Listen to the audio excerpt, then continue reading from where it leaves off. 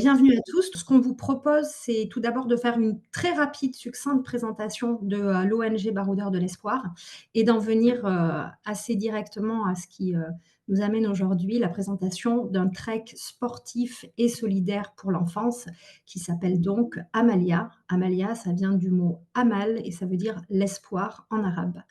Le lien est vite fait avec les Baroudeurs de l'Espoir, une ONG qui se mobilise depuis 10 ans pour l'enfance au Proche-Orient. Alors, dans 2 pays d'intervention, en Syrie tout d'abord et puis, un petit peu plus tard, on est intervenu au Liban à travers, 3 grands projets. Le projet Open School pour l'éducation, le projet Open Sport qui est un projet sport et santé et le projet Open Safe qui, vise à, dans des situations d'urgence, à apporter, une aide humanitaire à des populations en difficulté. Aujourd'hui, au Proche-Orient, nous intervenons dans des pays qui sont en guerre, la Syrie depuis, maintenant 12 ans, le Liban avec une guerre qui frappe aujourd'hui, le sud du Liban et donc on fait face évidemment à des populations multi-traumatisées et à une enfance qui a besoin d'être réparée. Le cœur de mission de l'ONG Baroudeurs de l'Espoir, c'est véritablement l'enfance à travers donc, des programmes éducatifs. Alors ça peut être on a une unité mobile éducative au Liban, c'est un bus école qui circule dans les camps de réfugiés pour apporter non seulement un soutien scolaire, mais également un soutien psychologique à des enfants. On essaie évidemment aussi d'inclure leur famille. C'est un soutien qu'on appelle à 360 pour leur apporter du réconfort, pour leur apporter cette offre éducative et pour espérer aussi pour eux un avenir meilleur. Open School, c'est aussi un projet qui vise à apporter un environnement sécurisant pour l'enfant et puis un environnement aussi agréable. Donc on travaille aussi sur des projets, par exemple, d'électrification solaire parce qu'aujourd'hui, au Liban comme en Syrie, eh ben, il n'y a pas d'électricité et on essaie aussi parfois, voilà, de faire des petits travaux de peinture dans des écoles pour offrir un meilleur environnement à ces enfants. Open Sport, alors Open Sport, on a un programme pour les tout petits qui s'appelle Graines de champion, qui les aide sur, des parcours de motricité, qui apporte aussi des équipements sportifs dans des écoles et on a un programme pour les 8-17 ans, où on fait en fait du sport, mais aussi des débats. C'est un programme qui s'appelle Play and Debate et qui permet, par le biais de sessions socio-sportives, de travailler sur plusieurs thématiques comme, la gestion des émotions, la lutte contre les discriminations, la lutte contre les violences. C'est un projet Open Sport qui est venu un petit peu plus tard dans l'association parce qu'évidemment, on est confronté à des enfants qui sont multi-traumatisés et donc on a eu envie, au-delà d'une offre éducative, de pouvoir les aider aussi à travers ces programmes à surmonter leur traumatisme. Et enfin, Open Safe, c'est un projet qui a été activé plusieurs fois puisqu'on est dans des zones très conflictuelles. Je pense notamment lors de l'explosion du port de Beyrouth il y a quelques années et plus récemment lors d'un double séisme qui a frappé la Syrie. On continue toujours d'ailleurs à aider sur ce plan-là par des distributions de paniers alimentaires, par des distributions, pardon, sanitaires et également par, des programmes aussi de reconstruction émotionnelle qui sont un peu issus de nos programmes sportifs pour aider, ces adolescents à pouvoir parler de ce qu'ils ont vécu. Voilà, donc Baroudeurs de l'espoir, c'est agir ici, en France, pour l'éducation, là-bas, au Proche-Orient. Nous avons 104 personnes qui sont mobilisées, une trentaine de personnes en France, quasiment exclusivement bénévoles et des personnes sur le terrain, 83 personnes sur le terrain, avec des partenaires locaux en Syrie et au Liban. Ce sont des psychologues, ce sont des animateurs, ce sont des éducateurs sportifs. On intervient sur 9 lieux d'intervention avec donc 5 partenaires. En 2023, ça a été 12 actions qui ont été menées par l'association pour aider un peu plus de 10 000 bénéficiaires. Agir ici, à travers plusieurs événements. Alors on a, un événement par saison. Je vous invite à aller voir, notre lien ong.bdle.org pour découvrir l'ensemble de nos événements de KM Solidaire à Amalia, à Baroudart, à Dessine-moi une enfance. Ce sont des événements auxquels vous pouvez participer et aujourd'hui, je vais laisser la parole à Thibaut pour nous parler de ce trek sportif et solidaire qui s'appelle Amalia. On va fêter la 9e édition d'Amalia. On espère que vous serez nombreux, à participer. Il y a 51 places pour s'inscrire. Un événement qui a lieu du 20 au 23 juin, 4 jours de trek en montagne. Quelques images avant que Thibaut nous parle de ce très beau parcours Amalia. And with that, the 2023 season comes to an end. Good night. On sait pas. On a suivi une très belle personne. Je les ai embarqués. C'est Clément qui nous a embarqués et on regrette pas du tout. Votre énergie qui s'est transmise et votre projet qui est formidable. Ça fait 6 ans que Vertical Sea Builders and Partners est partenaire et ça me démangeait depuis un petit bout de temps et c'est vrai qu'on avait des gens qui le faisaient visuellement et je me suis dit que cette année c'était la mienne. Les fonds sont récoltés pour les enfants, pour l'aventure et découvrir en fait les treks que j'avais fait de randonnée. C'est parcours curiosité. Et si on peut combiner aventure et action sociale, merci. C'est top. Ça faisait longtemps que je voulais faire un trek. J'ai vu Amalia annoncée par mon entreprise, par Orlad. Et je me suis dit, ça tombe bien. Et ça m'a doublement motivée de savoir qu'il y avait un objectif solidaire. Au cœur des montagnes, une aventure unique prend vie. Ce n'est pas simplement un trek, c'est Amalia.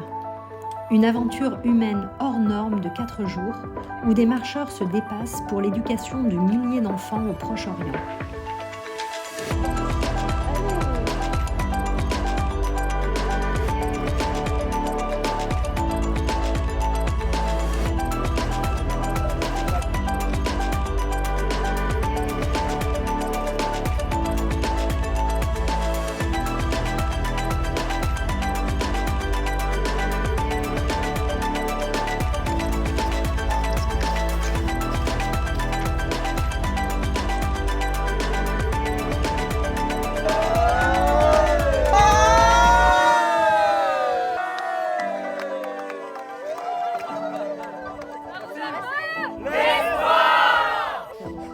Joignez-vous à nous pour la prochaine aventure extraordinaire, Amalia, Trek des 3000.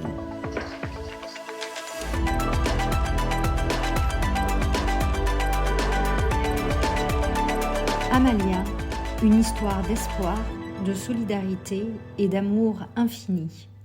Ensemble, faisons une différence. Voilà, bonjour à tous.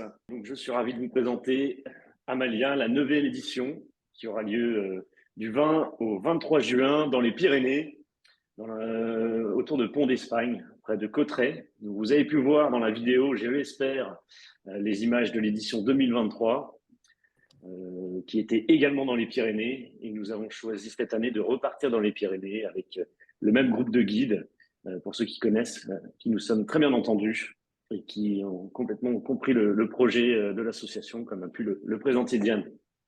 Donc, à quoi s'attendre pour cette 9e édition? Mais un trek solidaire pendant 4 jours dans les Hautes-Pyrénées, un trek itinérant. Nous passerons donc 3 nuits en refuge, dont 2 dans le même refuge. Je vous présenterai le parcours juste après. Nous allons évoluer autour du Vignemale pour grimper 3 sommets à plus de 3000 mètres. Ça représente un total de 36 km de marche et environ 17 heures, 18 heures de trajet. Donc, il y a 50 inscriptions ouvertes, 50 places disponibles pour cette édition cette année et nous serons accompagnés par 10 guides professionnels. L'objectif, si vous embarquez dans cette aventure, il est double. C'est d'un côté récolter un maximum de fonds pour financer nos programmes, les programmes qu'a présenté Diane. On demande à chaque participant de récolter minimum 2 000 €. Et le deuxième objectif, c'est se dépasser un peu physiquement, puisque vous allez le voir dans le parcours, c'est quand même un certain engagement physique. Alors rassurez-vous, nous avons des coachs de collecte qui vous accompagneront pour vous donner un coup de main, quelques conseils méthodologiques afin que vous puissiez récolter les fonds, et également un coach sportif qui pourra vous briefer, programmer, vous proposer un planning d'entraînement afin que vous soyez prêts le jour J. Sans oublier les guides qui seront là le jour J pour nous conseiller. Donc, un petit zoom sur le parcours schématisé ici.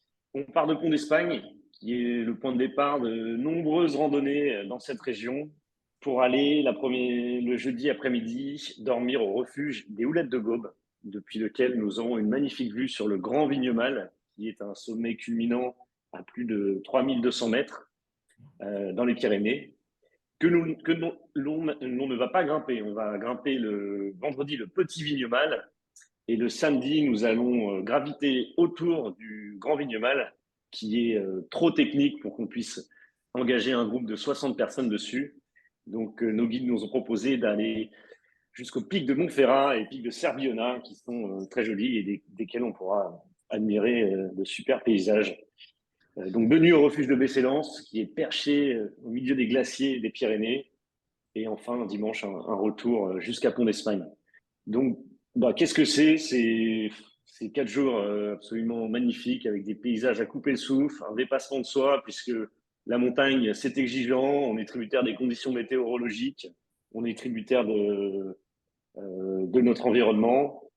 Et bon, pour cette 9e édition, je suis a priori quasiment sûr que le groupe saura s'unir, saura ne faire qu'un pour créer des moments inoubliables et permettre à chacun vraiment de passer un moment fort avec beaucoup d'émotions, puisque durant notre préparation, donc la billetterie est ouverte, on a déjà quelques inscrits, et donc on a 5 mois encore, 5 mois avant cet événement, 5 mois pendant lesquels nous aurons des temps d'échange, des temps de partage. On vous présentera un peu plus en détail nos programmes.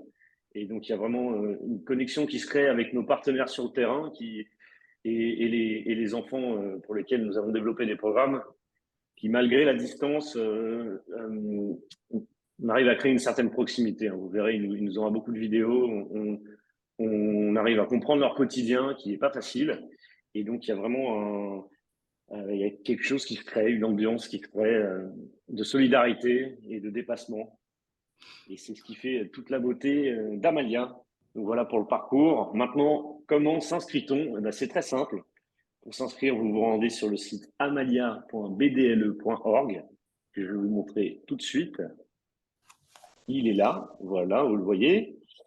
Et ici, vous avez donc cette magnifique affiche et tous les liens pour s'inscrire. En individuel, ça vous reporte vers le lien, vers la fiche technique, pardon, qui vous explique tout le parcours, l'équipement que vous devez avoir, le projet en 2 mots et ce qu'on attend des participants, le tarif, etc. Et vous avez également un lien info pour les inscriptions entreprises qui vous renvoie vers le dossier mécénat, dans lesquels vous sont présentées les différentes formules de mécénat et les modalités, notamment en ce qui concerne les déductions fiscales. Quoi qu'il en soit, si après ça, vous avez toujours des questions, n'hésitez pas à nous contacter. On sera ravis de vous y répondre. Pour les entreprises, nous avons Mika qui est en charge du mécénat. Et pour les particuliers, je suis là pour vous répondre. Et je cherche le dernier lien, voilà, ici, je m'inscris. Vous cliquez ici, je m'inscris. Et là, ça vous renvoie vers la page LOASO qui fait office de billetterie, où vous avez le choix entre un tarif sans t-shirt, si vous avez déjà un t-shirt Amalia, ou un tarif avec t-shirt, si vous voulez un t-shirt Amalia. Et ici sont repris également toutes les modalités d'inscription. Je pense que c'est assez clair. Si vous avez des questions, allez-y, c'est maintenant. Merci à tous. Bonjour Bertrand. Bonjour. Petite question concernant l'aspect sportif.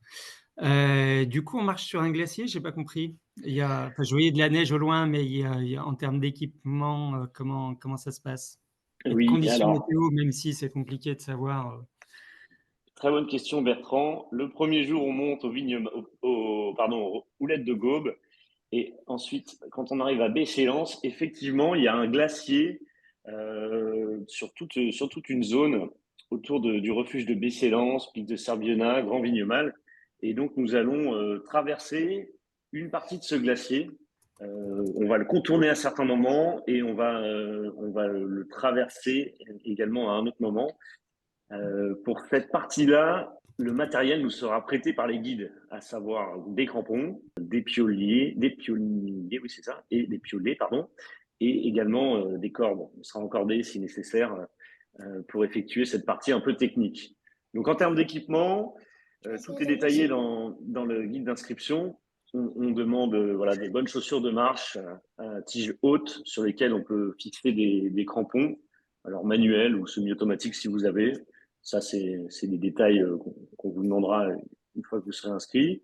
Ensuite, on vous demande un pantalon de randonnée, si possible un peu Gore-Tex. Et puis ensuite, une polaire et un coupe-vent qui fait aussi office de anti-pluie, non? On dit pas anti-pluie, on dit comment on dit, Diane? Kawe? Perméable. Coupe-vent. Imperméable. Voilà. L'équipement de base et l'équipement technique et de sécurité nous est fourni par les guides. Et c'est pas grave si on n'a jamais marché sur glacier, les guides sont là. Non, c'est pas grave, ils sont là pour nous expliquer. Bertrand, pour répondre par rapport à ta question sur la partie un peu technique, bah, il y a toujours un super accompagnement des guides de trek en trek. On n'est pas sur de l'alpinisme, on est sur un trek. Par contre, il faut une bonne condition sportive. Donc voilà, c'est une succession de sommets à 3000 mètres. Donc il ne faut pas sous-estimer l'effort sportif qui est demandé. Et c'est pour ça d'ailleurs qu'on prévoit 3 mois d'entraînement sportif. On a des coachs sportifs à Paris, mais on a aussi des programmes qu'on propose pour ceux qui ne sont pas forcément sur Paris même, pour s'entraîner pendant 3 mois et faire un entraînement progressif pour ce trek des 4 jours, parce qu'il y a de la montée, il y a de la descente, donc il va falloir entraîner bien ses jambes.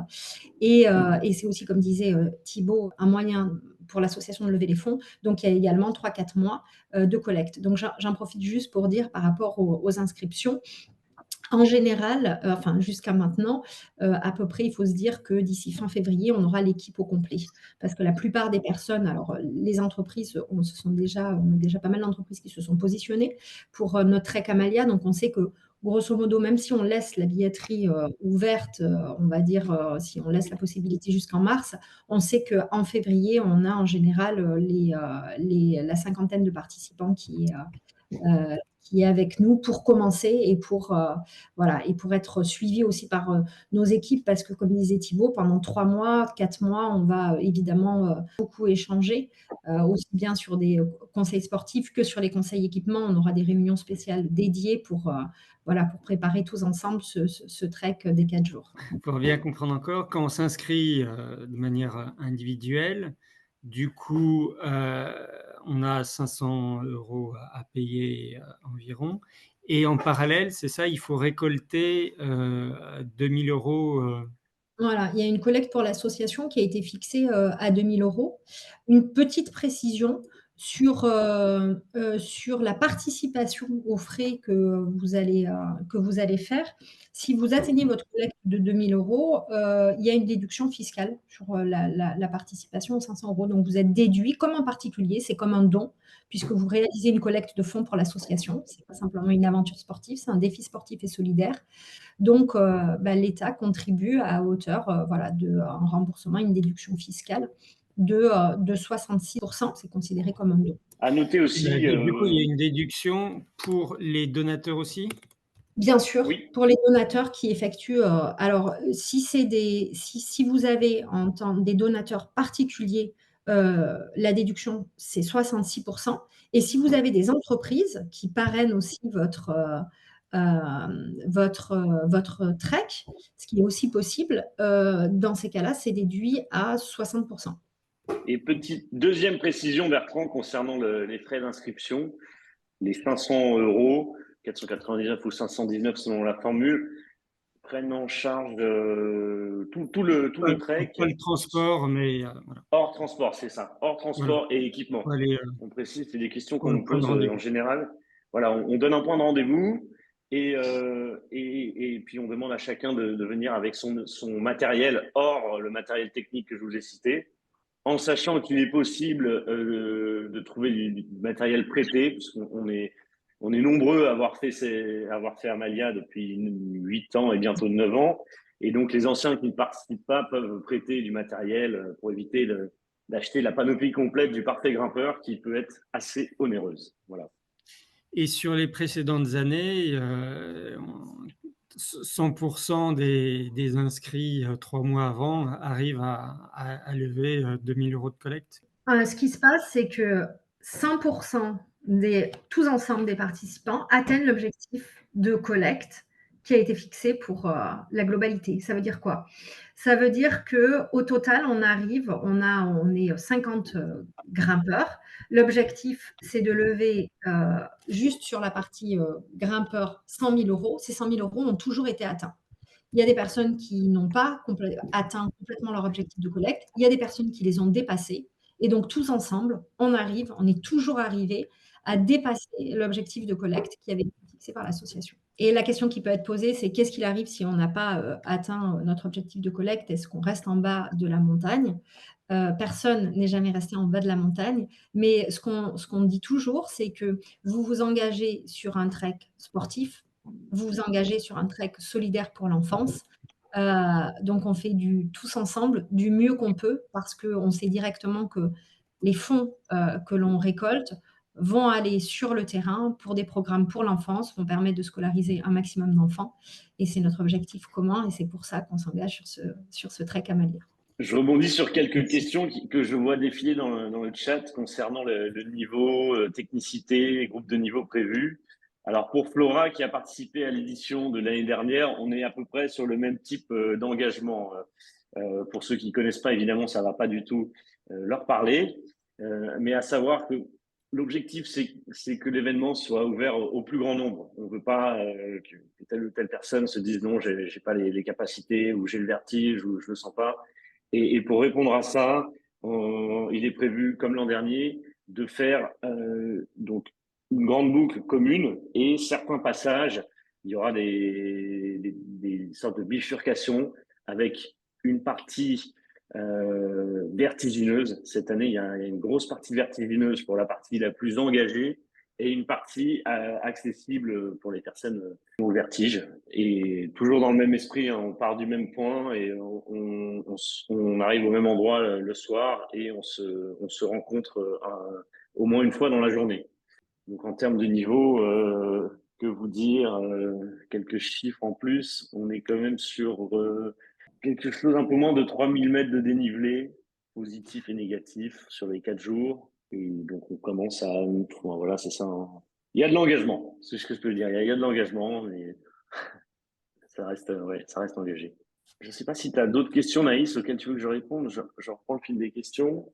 Je crois qu'on a répondu au fur et à mesure à peu près tout. Je précisais que, à l'instant, que pour la partie collecte, vous n'êtes pas laissé seul hein, pour collecter les 2 000 euros. L'association vous donne plein d'astuces qui ont été approuvées au fil des années pour vous guider, pour savoir comment communiquer auprès de vos proches, auprès de vos entreprises, etc. Donc, en fait, tout au long des 3 mois, on va dire entre mars et juin, on vous accompagne, bien sûr, pour vous aider à collecter, à arriver au but, même des fois à le dépasser. Et on est là pour répondre au fur et à mesure à vos questions. Donc, tout ça, ce sera détaillé un peu plus tard. On vous dira vers qui vous tournez, mais que ce soit pour la partie sportive, comme l'a dit Diane et Thibaut, ou pour la partie collecte, vous êtes bien sûr accompagnés hein, par l'association.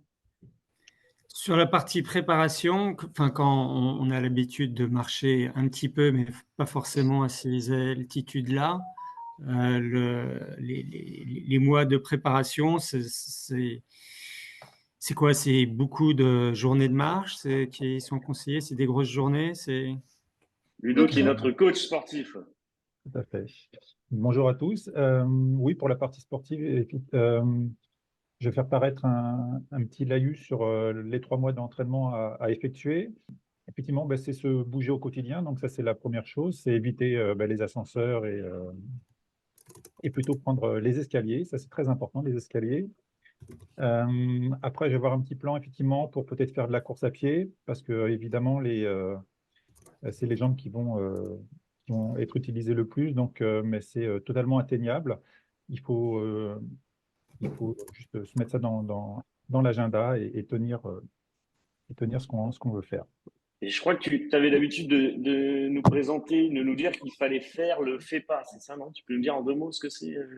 Il y a le FEPA, effectivement. Alors, l'acronyme, je l'ai peut-être un peu oublié, mais effectivement, alors c'est par des phases, effectivement, d'entraînement, de repos, important, les phases de repos, d'y aller de façon progressive. Il ne faut pas partir avec un objectif trop élevé, ça va bien se passer. Il faut juste respecter effectivement ce qu'on souhaite faire au niveau de l'entraînement. Pour juste faire un petit panorama rapide des participants, moi, globalement, de mon expérience personnelle, je me suis dit que j'étais prête à faire Amalia le jour où je suis capable de faire on va dire un 10 km assez sereinement. Voilà, ça a été moi mon expérience personnelle. À partir du moment où je suis capable de faire un petit 10 kilomètres et que je suis pas complètement rincée, bah, je suis capable de faire un trek Amalia.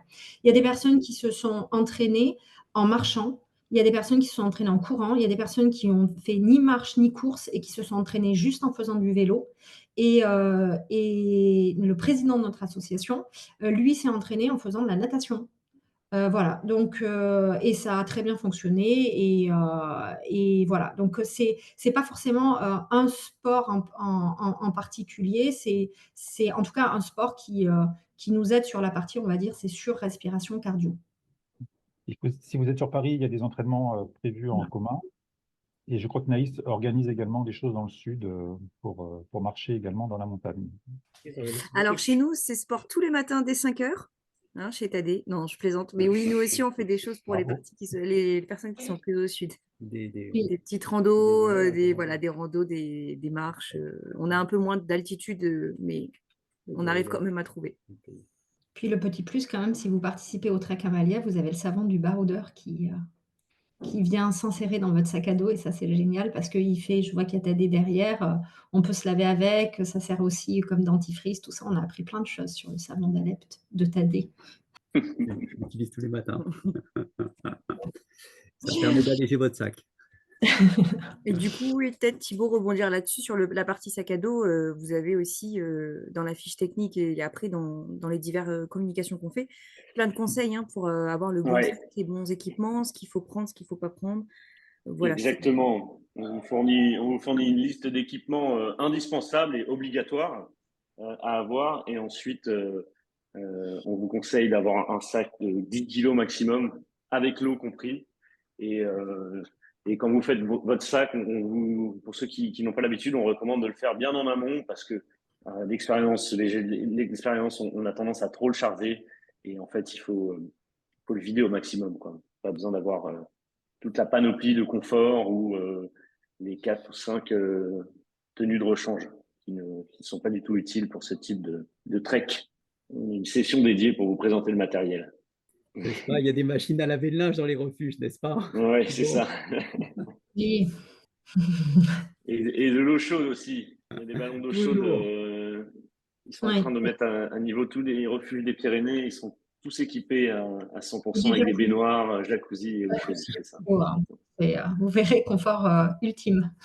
Oui, confort rustique. On dit rustique. Oui, rustique.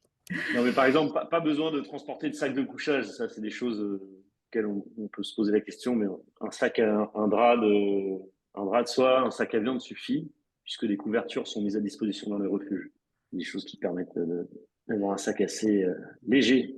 On va pouvoir conclure dans un instant. Non, il n'y a plus qu'à s'inscrire, exactement, Geoffrey. Allez-y, amalia.bdle.org. Voilà, merci à tous. N'hésitez pas évidemment à en parler autour de vous.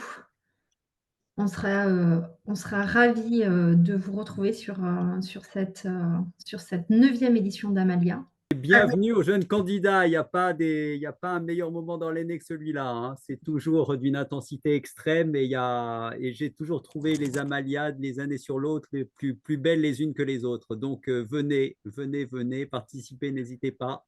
Vous serez largement récompensés. And with that, the 2023 season comes to an end. Good night. Bah ouais, carrément. Avec plaisir. Il y a de fortes chances. Ça, faut demander à Clément. Avec plaisir. On re-signe ? On re-signe sinon. Si j'en ai la possibilité, je vous raccompagne. Je pense que c'est parti pour beaucoup d'entraînement.